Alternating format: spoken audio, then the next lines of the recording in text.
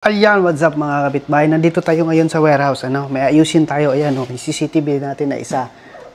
Offline siya. IP CCTV po yan. IP camera yan. So, titingnan natin bakit nagkaroon siya ng ganyan. Bakit nag-cannot find. Hindi siya ma-display. Ayan.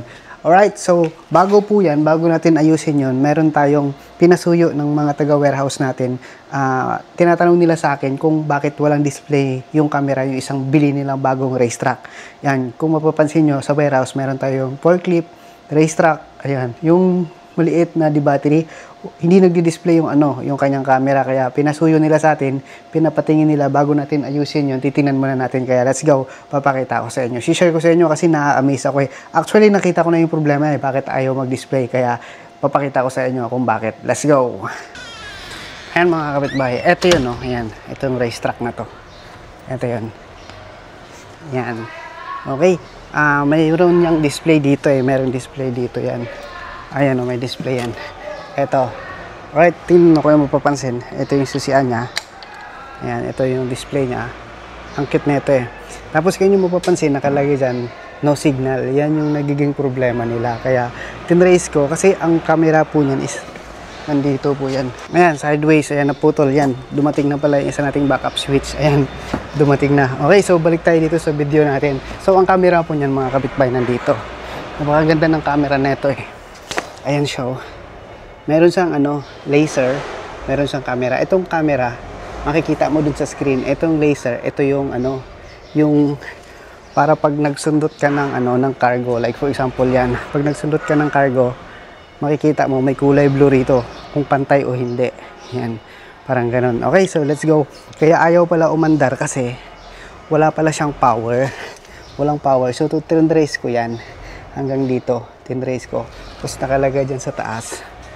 Meron pala siyang battery. Hindi ko alam bakit di battery, hindi diretso. Ayan di battery pala siya. Yan yung mapapansin. Pag inon mo yan, ayan may battery pala siya. Tapos, diretso yung wire niya doon. Kapag inon mo yan, yun, kasi wifi kasi yun. Kung yung mapapansin, may antenna siya. Ayan may antenna siya. So, wala siyang kable na directly connected dito. Mayroon siyang sariling wifi camera yun, nakalagay. So, yun yung battery niya.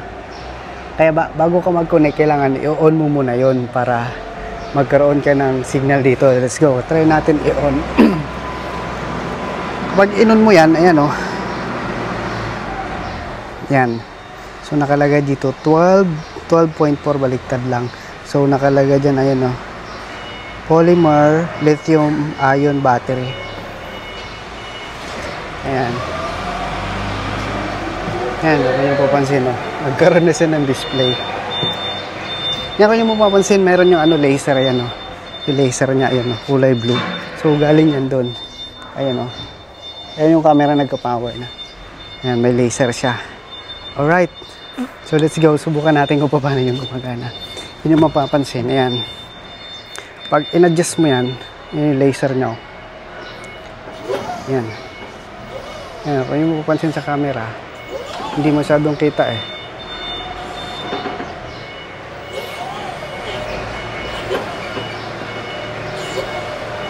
Ayan Ayan, tapos yung laser, yan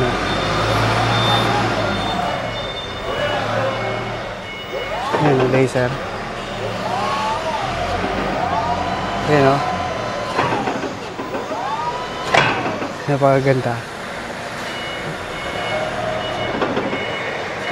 Tingnan natin isa. Sir! Wait lang. Sir, may bago rito. Ha?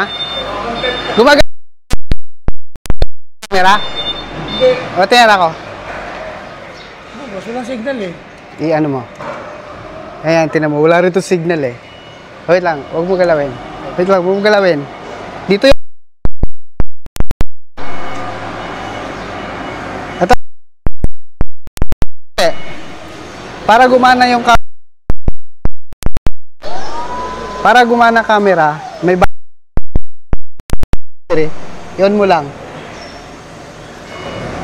Ayan tingnan mo. Naka-display yan. Ilipat mo. Punta ka menu. Yan. I-okay mo yan. Yun. Okay. Ganun siya. Kailangan, wag mo kalimutan na patayin yung battery. Pag ginamit nila yon, sabihan mo gano'n kasi malulobat. Hindi ko alam bakit yung battery niya, hiwalay. So, pag gagamitin lang siya, tsaka siya okay. Tingnan mo, taas mo. May 12 volts battery. Tingnan mo. Walang nakalagay kung pwede ba i-charge. Hindi ko alam eh. Baka yung isang yung isang tag nito. Yan, baka pwedeng i-charge, no? Hindi ko sure eh. Tingnan na lang nyo sa manual. Kung pwede i-charge. Yun lang. Tapos may laser yan.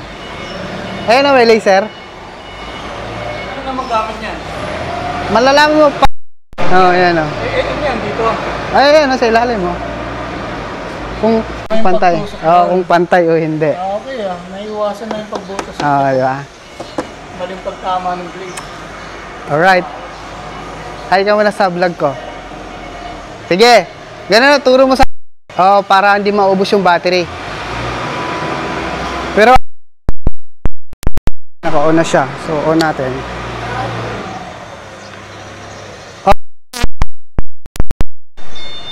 Ayan na. May display na siya.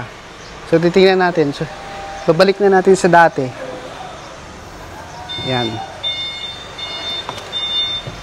Sana yung... ang cute ng monobela na ito. Ang liit eh. Baba muna natin.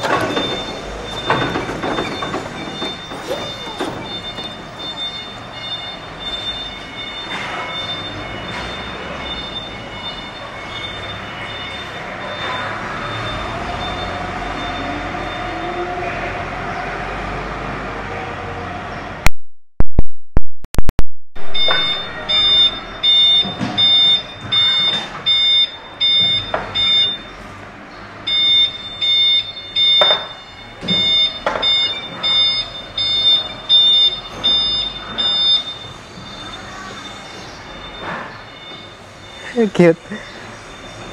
Okay. Diyan ka lang. Okay na siya. Ayan, linaw oh. Mapapansin, linaw oh. Yan oh. Kitang kita yan. Yung cargo. Alright, so yan lang. So pupunta na tayo dun sa dulo. Titingnan natin yung CCTV natin bakit hindi umandar. Okay, so tapos huwag nyo kalimutan patayin yung battery na ito. Ayan oh. Para hindi maubos. Okay. Let's go! Ang init! Ito. Mating na yung switch natin eh. Ito na siya. Backup switch. Alright. So, punta tayo mas sa CCTV. Ang ingay dito mga kapitbahay. Nandun siya sa tato. Meron akong cabinet doon yan. Doon. Akitan natin. Tapos yung CCTV is dito naka-fish eye. Ayan po siya. Kaya po sa medyo maingay dito kasi daming forklift kaya akyatin natin yon, titingnan natin, susubukan natin i-restart kung kaya. Baka mamaya nalagyan ng tubig kasi nakatunga nga yung RJ eh. Tingnan natin, akyatin natin yan dog. Let's go. Ayan, malamang sa malamang nag-ubidot to eh. Ayan, dumi. Tingnan natin, subukan natin ha. Ayan, madalas ganito lang naman ang problema niyan kapag naka-IP camera. Ayan o, nag-umido siya. So, i-recrimp lang natin to. Kukuha tayo ng crimper. Sana nag-umido lang. Ayan o, parang nagkalawang siya. Tignan natin. Kasi pag dito wala naman siyang wala naman siyang parang nag-short. Parang nag-umido lang siya. Pero may tubig eh.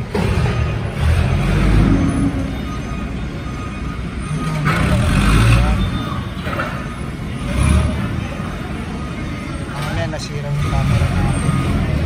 Tingnan natin. Siguro naulanan to. Ayan, wala pa rin siya. Tinanggal balik natin. Ayan, wala pa rin siya.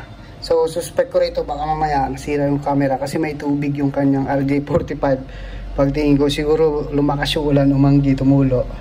So, titingnan natin. Tatanggalin muna natin camera. Tapos, dadali natin dito, testing natin kung bakit ayaw mamaya nag-short yung camera or baka mamaya yung kable lang, kailangan lang natin i-recrimp. Let's go, tatanggalin ko muna, babalik ako. Hindi ako pwede mag-video, baka malaglag eh. Let's go! Ayan mga kapitbahay, thank God, ayan, bumalik na siya.